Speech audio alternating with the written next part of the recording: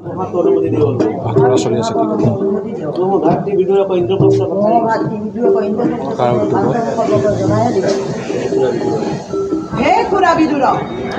নমস্কাৰ ধৰমপুৰ গাঁৱৰ সমূহ আইমাতৃ ৰাইজৰ সহযোগত অহা ইংৰাজী 25 জানুৱাৰী 2025 তাৰিখে এই স্থানতে ধৰমপুৰ গাঁৱৰ সমূহ মহিলাসকলৰ দ্বাৰা পাণ্ডৱৰ ৰাজসুই যজ্ঞ আৰু যাক আমি পাশা পৰ্ব বুলিও কওঁ সেই নাটভাগী মঞ্চস্থ কৰা হ'ব।